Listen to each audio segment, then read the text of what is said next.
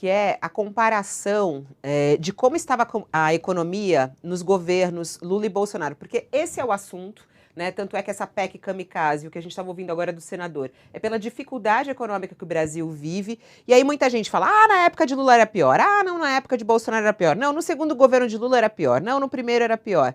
Olha que interessante aqui esse gráfico, ô Josias, mostrando a economia do país no início de todos os governos. Na primeira gestão Lula, na segunda gestão Lula e na gestão Bolsonaro e no próximo presidente. A inflação, por exemplo, a inflação no primeira gestão de Lula, quando ele assumiu, era 12,53.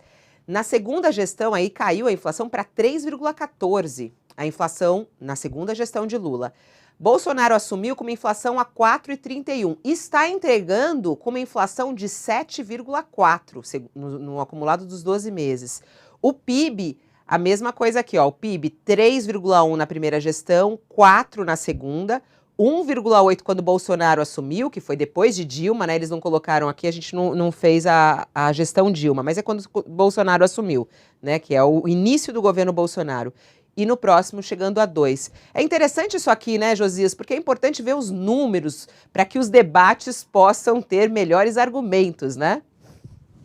Muito interessante. E há um consenso, Fabiola, de que o Lula fez uma boa gestão na economia no seu primeiro mandato.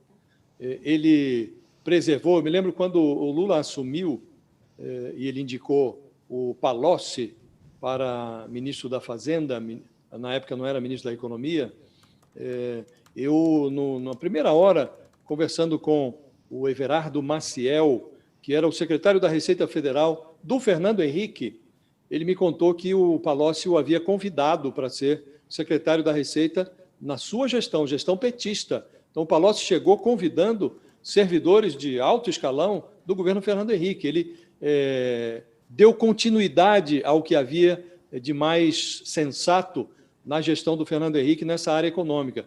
O Everardo Maciel não quis continuar, mas indicou o secretário da Receita, que foi nomeado pelo Palocci. Então, houve uma certa continuidade e há um consenso de que o Lula foi responsável do ponto de vista fiscal nesse primeiro mandato, produziu bons resultados. No segundo mandato começou bem também e no final do mandato do Lula em diante, aí a coisa começou a desandar. O Lula fez gastos extraordinários para eleger a sua candidata, Dilma Rousseff. Aí, nos mandatos da Dilma, que hoje o PT esconde, aí foi a ruína total e absoluta. Ali começou o grande problema que nós estamos vivenciando até hoje. A Dilma afundou o país, produziu uma recessão homérica e nós estamos enfrentando esse problema até hoje. O Temer começou a sair do buraco, mas foi abalroado por um escândalo que fez com que o governo dele